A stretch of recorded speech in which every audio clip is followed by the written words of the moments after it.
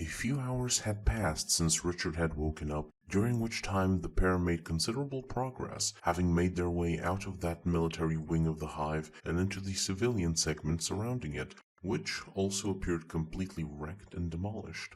By now, the sun had gone past its zenith and began to descend, causing the collapsed buildings to pour their shadows over the rubble.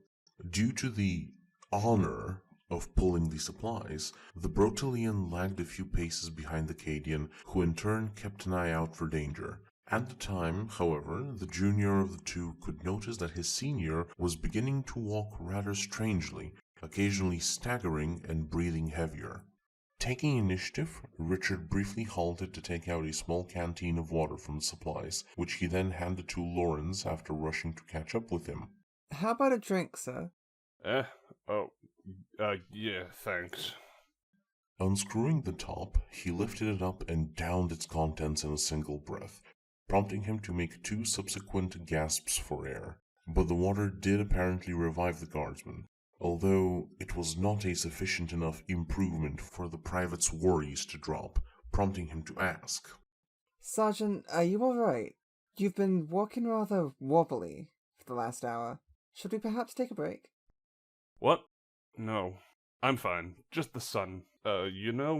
Water helped a lot, and when it darkens, the cold air will fix me right up. Lawrence's voice, while even, did not carry the same confident tone from the end of the pair's last discussion, and had he been more bold, Richard could swear that his superior was trying to avoid eye contact. Seemingly aware of that suspicion, Dusk added, I'm sturdier than I look, kid. You don't have to worry about me like I'm your family. Speaking of, you are surprisingly calmer about the prospect of your flesh and blood being buried under all this destruction, in comparison to your immediate commanding officer. How's that? Oh, well, I am an orphan. Never knew any parents or extended family, so you could say I've gotten over that. I spent the majority of my life out on the streets, and I probably would have gotten killed there if the local temple did not take care of the homeless of the Hat Block. As he spoke, the private began to unintentionally smile as he recounted the fond memories, not noticing Lawrence's own smile, roused from satisfaction in avoiding talking about his condition, just as the pair descended into a corridor formed by the collapsed forms of 2 spire-like buildings. The temple was a very nice place. The ecclesiarch would let us help out with maintaining it, making us able to do our duty for the Emperor, even in such a small manner, while also picking up useful skills like sanitation management, marksmanship, gardening, sewing, groundskeeping. Wait. Hold on. You can sew? Yes, it is a surprisingly pleasant form of relaxation that is quite productive.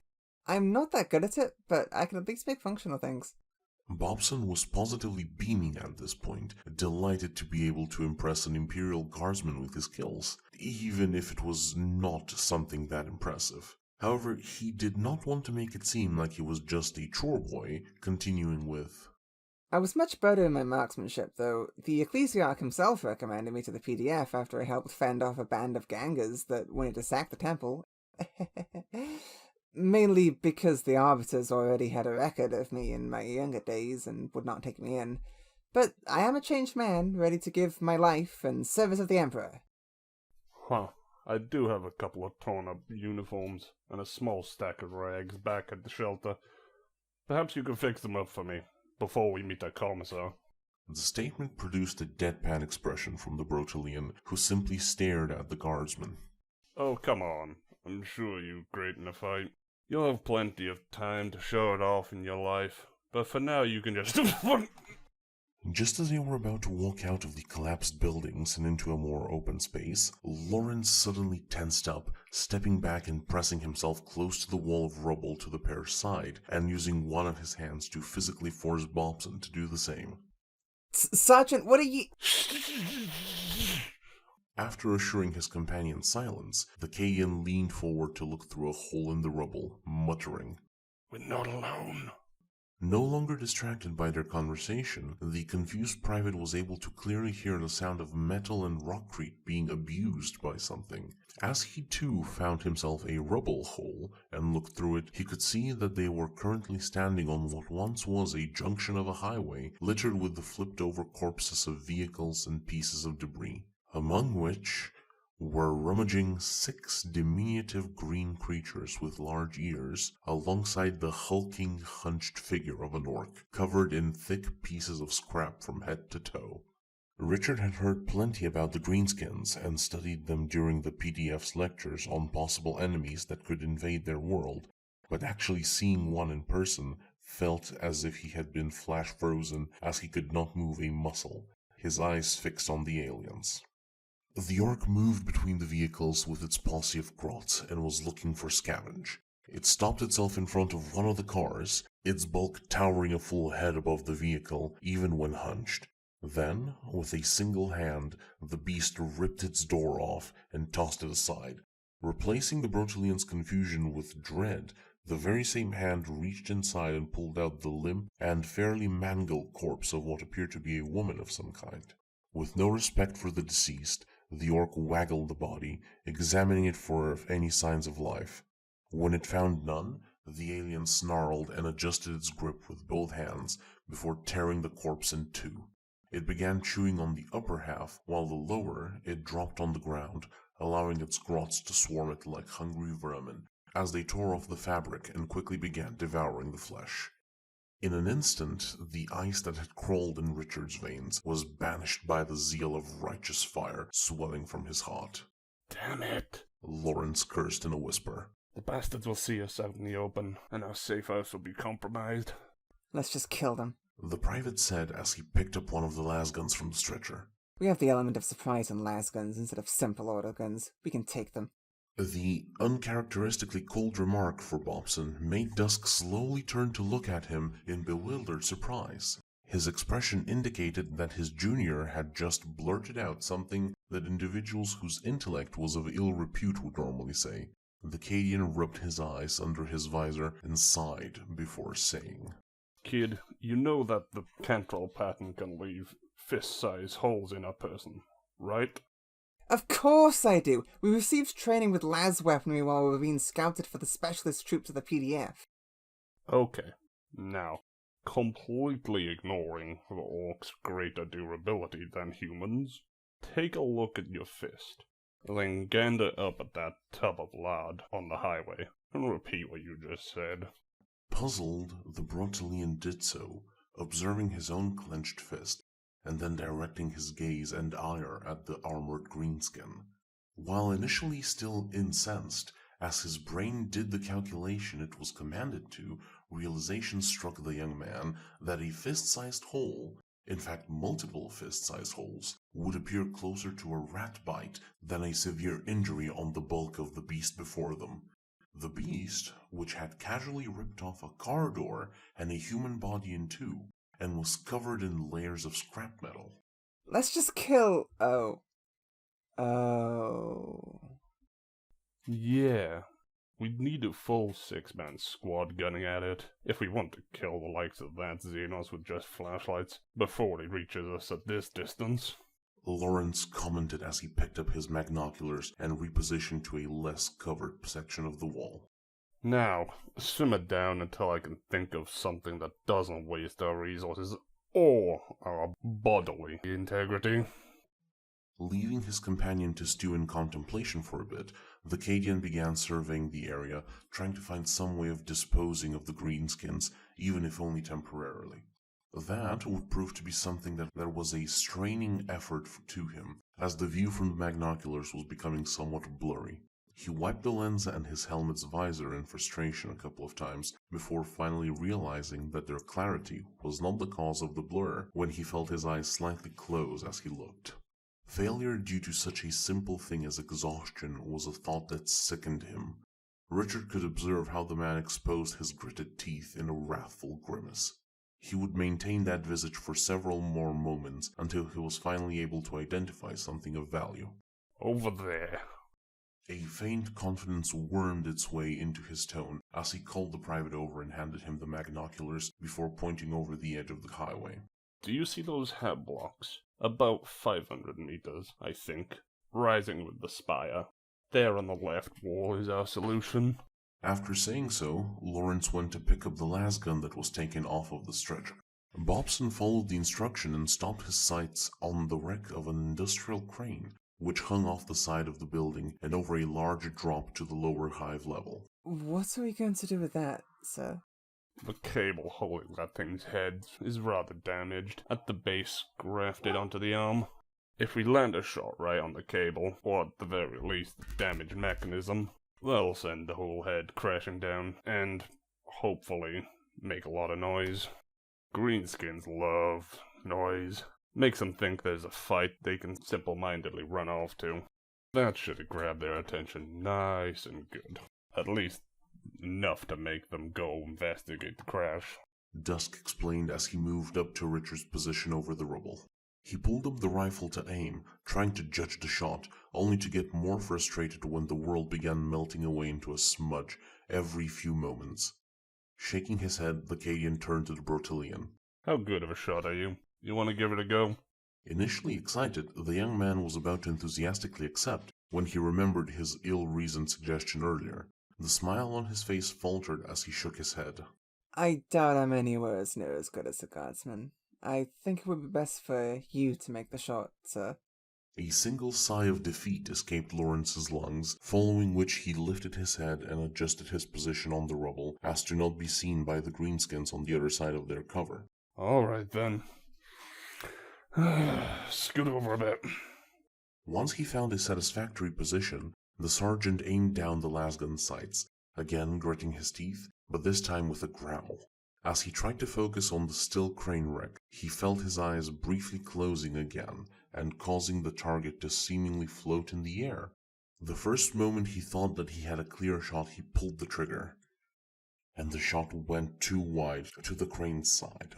A further cause for discomfort was that the sound of the weapon loudly reverberated from their position's acoustics, making all of the greenskins cease their looting and eating as they lifted up their heads and began looking around, while chittering in their cursed alien tongue. Shit! Lawrence cursed as he tried lining up the shot again, firing shortly after. Again, it went over its mark, this time on the other side. This time the orc began shouting something at the grots, who dispersed from their meal and began spreading out, trying to locate the source of the noise. Sir, I don't know what you're doing, but this is bad. The Xenos are onto us and dispersing for a search. Ignore it and focus, was the thought going through the senior's mind as he pushed out the junior's words out of his attention and strained himself to make the shot proper this time. Alas, this time did not succeed either, as the last blast veered far off the intended target as it echoed out. Seemingly having spotted the flash of the lasgun, one of the grots began calling over to its group and pointing in the vague direction of the pair's position. Unbeknownst to them, the Brotelian was keeping tabs on their movement. When he saw the one beckoning the rest towards them, Richard's body suddenly moved without his mind properly registering his actions, as he grabbed the lasgun and forcefully pushed Lawrence off of the position, before taking aim himself and firing. This shot's echo masked the faint sound made by the shot connecting with the base of the cable's roll, tearing through it and causing the head of the crane to plummet down, finally landing in a violent crash that deafened the surrounding area. The moment it heard the crash, the orc rushed over to the edge of the highway to investigate what had happened. Once it caught a glimpse of the giant cloud of dust that was like a vast smokescreen protecting the lower hive level, the greenskin bellowed at its underlings in motion for them to follow it. The grot that had spotted the lasgun flashes confusedly screeched back at its leader, pointing in the direction it was going, but it was dismissed by the orc throwing a car at and crushing it, followed by another roar. Not wanting to end up with the same fate, the remaining grots quietly hastened back to their leader's side as he began running down the highway towards the section he could descend from. Back behind the rubble, Richard's heart was trying to tear its way out of his chest as he took in heavy breaths, having lain flat on the ground next to the Cadian, who was also breathing heavily, recovering from being pushed down the chunks of permacrete. When he somewhat stabilized his breathing, the private looked up to confirm that the enemies were gone, and then scoldingly yelled at his superior. Dusk, what in the Emperor's name was that? I thought Guardsman was supposed to be infinitely better than some random PDF when it came to marksmanship. I haven't slept in over 46 hours, you little shit. You could have shown a bit more initiative after bragging about some ecclesiarchal recommending you for the PDF because of your shooting, whilst my job for the last 20 years has been to dig holes and shove shotguns in the face or whatever I find in them. Fuck! Both continued to breathe heavily after their bout of yelling for a couple of minutes, until Richard broke the silence. You could have told me that you were not doing well. Dusk side-eyed the Brotelian for a moment before taking one final long breath and then slowly got up. The moment I do that, I will not hear the last of it from those two, so I'd rather not. He then picked up the lasgun and continued walking in the direction they were originally headed in. What? Who are you talking about? The other survivors? Just get a move on. If they've woken up before we get to the shelter, I'm throwing you under the Lehman Russ. Utterly baffled by the situation, Richard shook his head and got up as well, picking up the stretcher and hurried after the sergeant. It would be another hour of trekking through the highway lanes into another hat-block section, at which point Lawrence helped pick up the supply stretcher so that it would no longer drag and leave any markings. Both of them would make their way into one of the few buildings that did not appear fully destroyed, but simply buried under the corpses of the surrounding ones that had collapsed on top of it. Judging by the fact that vegetation could be seen among the rubble, Bobson deduced that this must have been one of the greenhouse stations. They would ascend 2 floors over the stairs and down an intact corridor, interrupted only by a large chunk of permacrete that had collapsed into it, following which the Cadian indicated for them to stop in a lobby of sorts, which had a pair of janitoriums next to each other. Alright, set it down. The sergeant instructed, but kept the lasgun instead of leaving it with the stretcher, and even hefted it as if ready for use. Let's check on our friends and see how friendly they're feeling. Why are you bringing a lasgun to check on friends, sir? Live with them for a week, and you will find out. Without further words, Dusk walked forward to one of the janitoriums and hovered his hand over its handle. No sound could be heard from inside, making him think that maybe the other pair were still knocked out.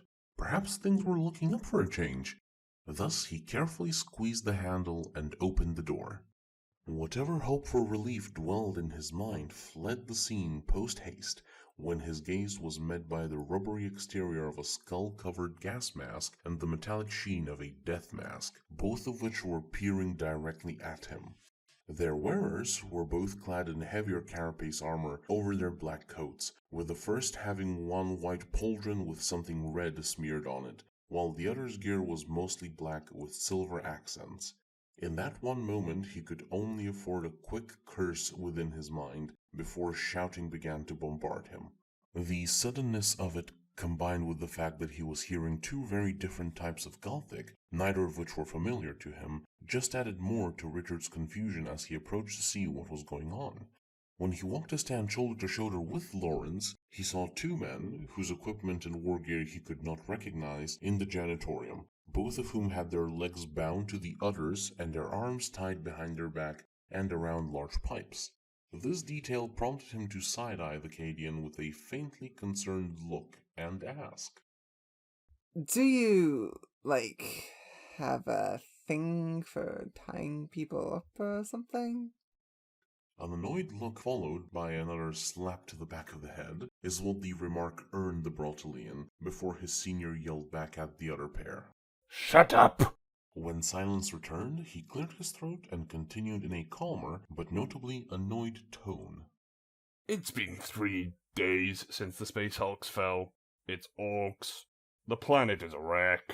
No command structure or pocket of resistance has been established. We have no support in orbit.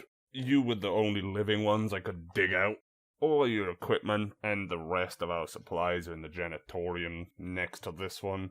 And nor have I touched your masks, nor do I have any intentions to do so, or any interest in seeing what you look like.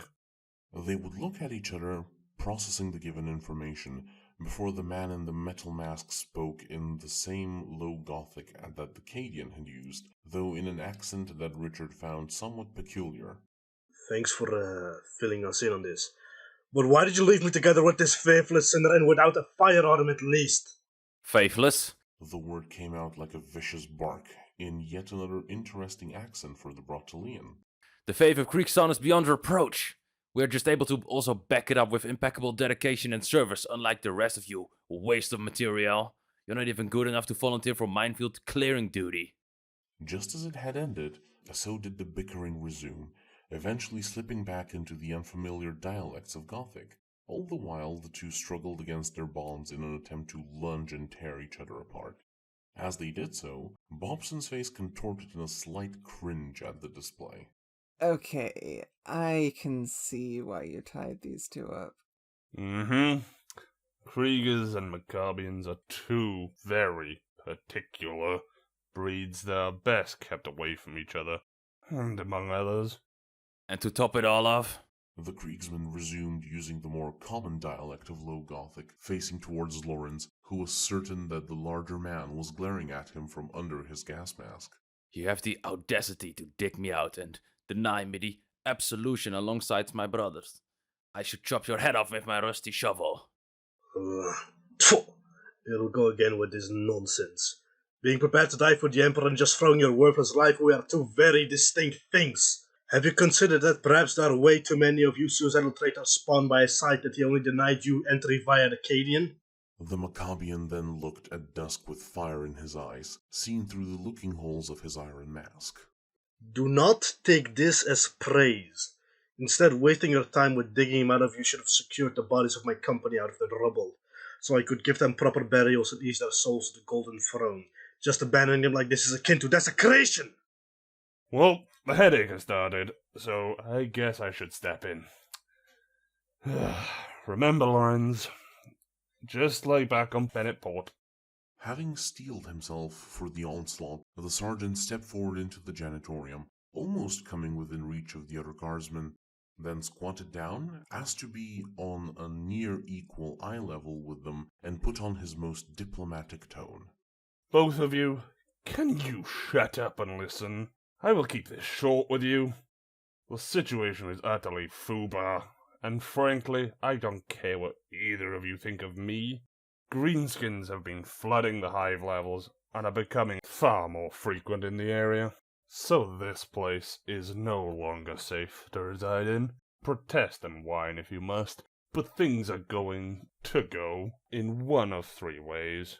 Firstly, if you continue to be such raging asshats that are even more useless than this PDF kid, I'm going to take the supplies I've stored and leave along with him, while you two get to stay here and die of dehydration, or until the Xenos find you. Secondly, you calm the fuck down, I untie you, give you your equipment and some supplies so you can make it for a while and both of you can be on your merry way, either killing yourselves or doing whatever you want.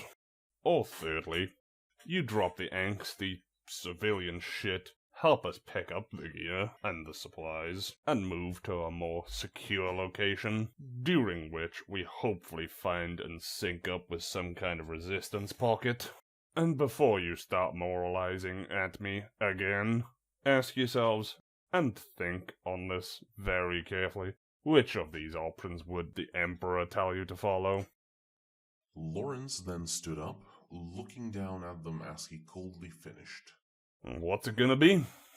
From the initial impression he got of the two men, the private expected for them to begin barking at the sergeant.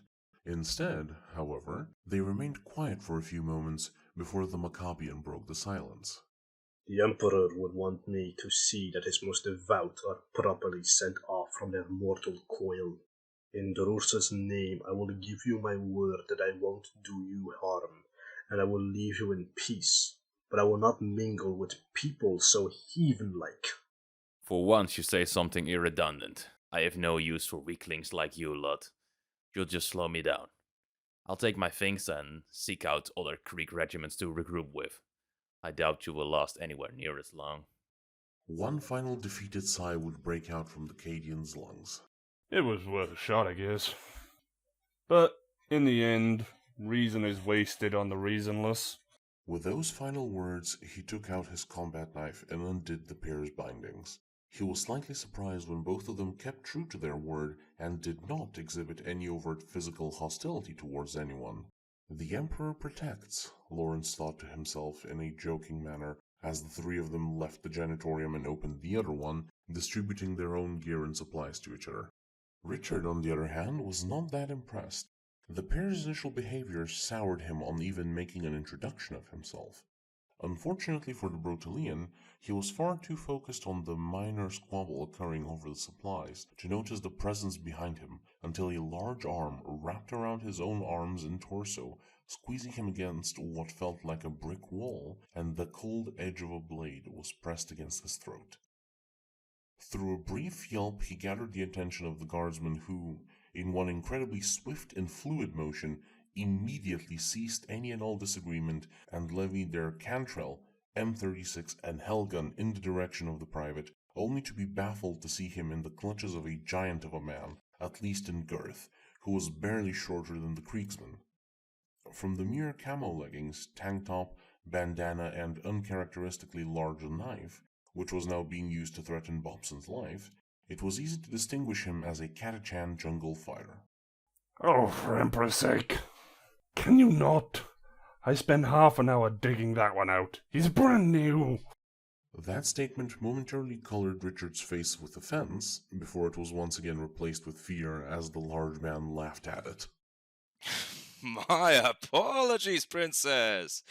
But if I don't make use of the guy, you lot might get the bright idea to not cooperate with orders.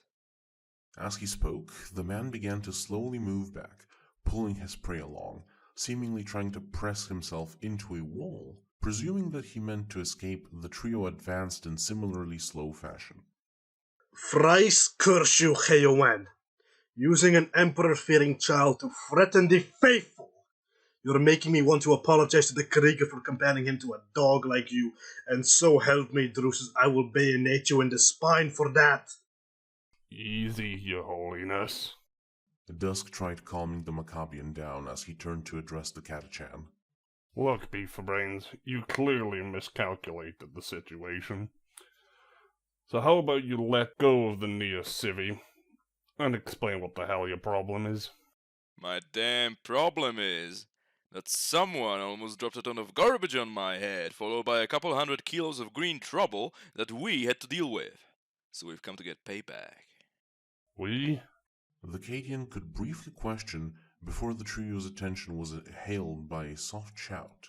Yoo-hoo! At the bottom of the corridor leading into the lobby, behind the large chunk of permacrete, they could spot a smirking woman that looked extremely similar to the Catachan, both in stature and gear.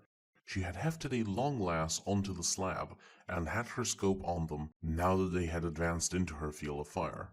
Behind her, raised up like a banner, was a large pike which had the head of the orc that Lawrence and Richard encountered earlier in the day impaled on it. Under his visor, the Cadian's face cringed at his poor luck in the last 72 hours, returning to its usual tired and dour demeanor when the hostage holder spoke. Alright, here is how things are going to go down. You will drop all that gear you got on you and leave the premises. At which point I give you this fella back and you can all go do whatever you want, while leaving the supplies to us, the people that can actually make good use of them, and make it through this shit. Tension rose in the air as the various parties stared each other down, until the Krieger spoke in a bemused tone. Is this some poor attempt at humor? Do you really believe that the life of some PDF nobody holds more value to me than equipment? The only reason I haven't vaporized you both is because I'm still contemplating if your lives are even worth the Hellgun charge. That's so, eh? Tell me that, man. You got any thrones on ya? Wanna wager it all that I can avoid your shot, and by the time you make the second one I sink my knife through your throat and into your skull? Well, he is wearing black, so it is fitting. The sniper sighed in casual resignation as she was preparing to put down the Krieger before he actually made good on his words. Just as her finger was about to caress the trigger of her longlass, she could hear footsteps echoing in the corridor, prompting her to immediately turn around in preparation to take down whatever was coming. Who's there?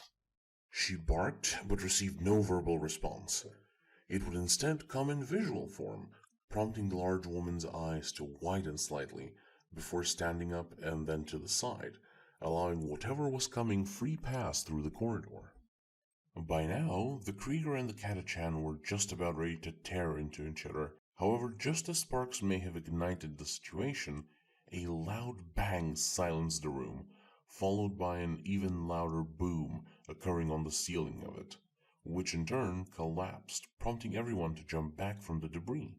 This also resulted in the hostage holder to let go of Richard, as he pushed the private away from himself to get room to maneuver. With the dust settling, everyone ceased what they were doing and then gave their attention back to the corridor. There now stood two sharply dressed figures, with the sniper following close behind them.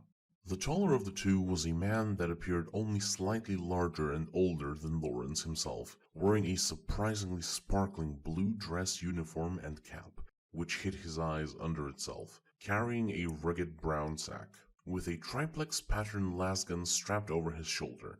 Despite his average build, he radiated a menacing aura, enhanced by his firm and unflinching posture. Contrasting him was a woman that was shorter than even Richard, clad in a black and red uniform, her Corex hair crowned by the signature hat of the Commissariat. Currently, everyone was looking at the steaming barrel of a Goodwin Das bolt pistol clasped in her gloved hand and pointed upwards, with a few of them glancing at the deactivated power saber with an engraved Aquila stretching its wings from its tip to its hilt, pointed down at the ground.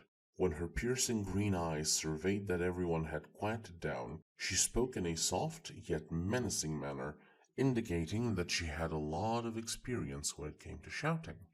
You were right, Cost. You did indeed spot a gaggle of maggots crawling in here. My eyes have never lied to you, sir. They aren't about to start doing so now. His voice was ragged and coarse, with notable heaviness to it, but unlike Lawrence's, which was brought down by exhaustion, this one hinted that many commands had been bellowed in the man's notable age. As she acknowledged his words with a nod, then lowered her firearm, stepped forward into the lobby and loudly proclaimed, Listen carefully. I shall say this only once. I am Commissar Katharina Arconi, and this with me is my bodyguard, Captain Dan Cost of the 577th Mordian Iron Guard Armored Regiment. As of this moment, I am hereby taking command of the squad, so everyone, at attention! As soon as the command was given, the sniper woman stepped forward and stood at attention, firmly looking forward and not uttering a word, while Richard, fairly rustled by the entire situation, hurried up to his feet, sparing a couple of pats to dust himself off, and also stood at attention. Meanwhile, everyone else just gawked at the Commissar, not quite sure how to process the situation, which lasted until the Catachan burst out laughing, then casually stomped over to Katerina and mockingly talked down to her. With all due respect, sir, can't you read the room? I passed my literacy course with flying colors. You, on the other hand, seem like being booted into piles of grug shit and was the only flying you've done in that field. What part of at attention don't you get, guardsman? Her words carved through his bravado like power claws through flak armor, causing his jovial smirk to shift into a grimace, and his tone became more serious. It seems you've gotten severe shell shock and aren't thinking straight, so let me clear it up for you, girlie. Planet is fucked. There's no command structure to speak of. At this point, the only valid rule set is the law of the jungle. Survival of the fittest, the most capable standing at the top. You're a bit too petite for my liking, but if you decide to suck up to me, I'll take you under my wing. After saying so, he leaned down to be on near equal eye level with her. Otherwise, I'd have to show you the signature hospitality. that Katachan's reserved for commissars. In response, Arconi's serious expression shifted into a sweet, soft smile. Taking it as a sign of submission made the larger man smirk once again. That, however, lasted only for a brief moment as the butt of her bolt pistol struck him across the face. He rubbed the bruise on his cheek for a moment as he straightened up and then glared at her. Now, feisty I. Before he could finish his sentence, he doubled over from the cap of the commissar's boot, digging into his groin, getting only a moment to turn his head to the side, just in time to see her other boot fly from the side and right into his face, sending him flat on his back. Astonished by the display, Lawrence simply uttered, Well, I'm sold. and stood at attention. The Krieger and the Maccabian seemed to agree as they wordlessly followed his example. Spitting out a mouthful of blood, the Katachan's torso was forced up by the weight of the now familiar footwear stomping down on his groin, but he stopped himself from fully sitting up as he felt the prick of the saber press itself into his throat. Above him, Katerina loomed like a grim bloody reaper, pressing down with both her foot and her sword until the upstart was fully lying down flat and breathing slowly. With a tone that chilled the blood, the commissar spoke at him, but also to everyone present. Now that you have assumed a position fit for listening, let's get some facts straight. People follow orders. Since you prefer to be disobedient and mouth about the jungle, you are hereby demoted to monkey. Next time I hear you professing any law other than that laid down by the Emperor, I will personally relieve you of your ghiblis, shove them down your throat, and put a bolt round through your head. Have I made myself clear? He wanted to lift his head and curse at her, but with an extra bit of pressure on her saber, she made him stay down and say through gritted teeth, Crystal clear, sir. Good boy. Now, stand at attention, maggot! she yelled, lifting up her pin on him and kicking him in the side for good measure. With that matter settled, Katerina holstered her bolt pistol and stepped in between all of the guardsmen. Now, I want all of you to remove any headgear you have, so I can clearly see your face, and tell me your names, rank, and regiment of origin. First Lieutenant Gorgota Stilix of the 99th Armageddon or Counter Commander Regiment, sir. The larger woman shouted out as she saluted the commissar. Next was the Cadian, who took off his helmet with a heavy breath and used the hand holding it to salute. Sergeant Lorenz Dusk of the 931st Cadian Shock Troops Engineering Regiment. Mimicking him in a hurry, the Brotelian almost ripped the helmet off of his head, then shot his hand up to his forehead. Private Richard Bobson of the 224th Bottle Garrison Battalion, sir. Having gotten up and still clutching his sides, the Katachan went next, speaking in a muffled tone due to his swelling face. Second Lieutenant Gus Waldknife of the Katachan 401st Jungle Fighter Commando Regiment, the Skyfangs. Following him was the Maccabian, who removed his masked helmet with slight hesitation, his dark features and annoyed tone making it obvious that he did not like taking off Drusus's visage just for show. Corporal Ramil Burgundi of the 80th Maccabian Janissaries Regiment. Last was the Krieger, who, however, did not remove his gas mask, keeping his head fully enclosed as he finally said, Grenadier A21 315 IGD of the 844th Assault Corps of the 1250th NWD Krieg Army. Unlike the others, this introduction was not to Katerina's fancy in the slightest. She narrowed a glare at the tallest of the group and walked up to him, looking up to the glass eyes of his gas mask, and scoldingly addressed him. Did you not hear me under all that rubber? Or do I have to discipline you too, you tall glass of cancer? Take off your mask, show me your face, and tell me your name. A dead man needs no other name, nor does he need to show his face, sir. Oh, wow. This must be my lucky day. A dead man being cute with a figure of authority. Shouldn't you be on a horseback or digging mines instead of being gorgon vomit? Do you even do anything else besides screaming towards death? I am a quartermaster in training. A21-315 IGD's voice was flat and nearly robotic in its delivery. Despite the tense situation, the news yanked out a loud snort out of Lawrence, who coughed out. Greek medic? Oh, we truly are fucked. Have I given you permission to speak, Sergeant? Arconi cut his mirth down, pointing her saber at him. Apologies, sir. He quickly responded and resumed his stance. Now back to you, dead man. Obey the order, or do I have to get difficult with you? This time he did not respond. Instead, standing like a statue, the only audible thing coming from him being the breathing muffled by his mask. Fine then. Corporal, Yes, sir. I want you to hold your mask so that it faces me and this maggot. Ramil was mildly confused by the command, but decided not to question it and held his helmet as requested. To Richard, the gesture seemed very macabre, as it looked like he was holding a severed head. With that preparation completed, Katerina brought up her saber and thrust it, setting its edge to the Krieger's throat, but at such an angle that he could see the Aquila engraved on it, and spoke with a wrathful voice.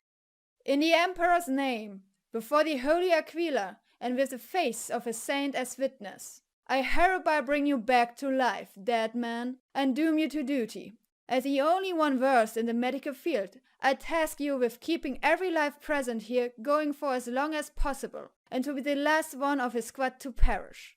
May you suffer eternal damnation as a failure, and never be graced by the Emperor's light, should you die before everyone else who is within this room. Refuse my orders again, and I will slay you right here, right now, in shame and disgrace, making you yet another unforgivable blemish with which to stain Krieg's honor. Deafening silence filled the room. None of the others, even Gus, dared to breathe for the next few moments. Though most of them were expressions of shock, Burgundy smiled proudly, delighted by the expression of zealotry by the Commissar. The Krieger himself was no longer as solid as his stance. His body was shivering with rage as he wanted to bellow at the small woman before him and melt her with his hellgun. But he could not bring himself to do it, as if controlled by a spell. His hastened breathing slowed, and once it was finally in normal rhythm, he strapped his weapon to his side and removed his headgear, slowly peeling off the rubber from his face. Beneath the death mask of the grenadiers resided a sickly pale and gaunt, but still recognizably youthful face, anchored by deep blue eyes and crowned by similarly pale blonde hair. Richard in particular was stunned by the sight of it, because this giant of a man he could only look up to seemed to be even younger than himself. Finally revealed, the giant grimaced at the Commissar and grimly uttered, Johann Gruber, quartermaster in training. Assault Formation 21 of the 315th Ignatius Grenadier Detachment. This time, Katerina smiled and sheathed her blade. See, it wasn't that hard, kiddo. It's poor form for someone who is almost a commissioned officer at 21 to not follow orders. Excuse me, what? Bobson blurted out, stunned to learn that not only was the largest person of the group younger than him by nearly half a decade, but was also that high up the ranks. What the hell are they feeding you on this Krieg place? Wouldn't you like to know, worthless weakling? Johann growled at the private, before turning to the Commissar and asking, Permission to put my mask back on, sir. Permission granted. Satisfied with her results thus far, Katarina strolled through the newly formed squad and instructed. Day is almost up, so we will be retiring for tonight. As a celebration for the inception of this formation, we will make it 8 hours of sleep. Hourly shifts for everyone. Ready to keep track, sir. The Mordian chimed in as he took out a pocket watch out of his uniform's jacket and began setting up timers. Excellent, Cust. You will take the first shift then. No objections came from the captain as he simply saluted in affirmation. I will take the second after him. Then we'll go in the following order. The Armageddon, the Maccabian, the Proterian, the Krieger, the... As she was listing everyone's designated time, Arconia was pointing at the respective person until she reached Acadian and paused. Squinting her eyes at him, she approached and studied his face, much to Lawrence's confusion and mild concern. Sergeant 24 to 72. Realizing what she meant, he calmly responded. Close to 60 at this point, sir. I see. All right then. She turned around to Wildknife. Monkey, you're taking a double shift after the Krieger. Before his protest could be voiced, she returned her attention to Dusk. Permission to pass out immediately granted. Thank you, sir. Filled with joy, Lawrence saluted her, then set his helmet, lasgun, and baggage on the ground, lied down, and immediately fell asleep, to Richard's dismay. The rest of you, find yourself a comfortable spot or not. I don't care. Just go to sleep and be ready for your shift. With this final command, she walked over to Cost, who passed her the sack from his back, which she then set down in one of the lobby's corners as a makeshift pillow, while the Mordian sat down next to her, lasgun in hand. As the others looked for where to sleep themselves, Gus growled at Gargota. Treasonous bitch. We agreed to help each other. Why didn't you just shoot them? In response, she gave him a dismissive look before adding, A commissar is the reason why my planet is still alive. I'm not going to return the favor by gunning down each one I see. Unless given a proper reason. She shrugged her shoulders. Guess we're back in the guard now, monkey. Her words were followed by a chuckle that made his blood boil. But he elected not to give in to his baser impulses and just went to sleep in the opposite corner of the room. All the while, Richard just stood there, scared, confused, and baffled at how things had developed. It all seemed like a dream more bizarre than even the falling space hulks. In this state of befuddlement, he turned to the captain and sheepishly asked, If you're her bodyguard, you're supposed to protect her from danger. Why didn't you step in to deal with the muscly guy?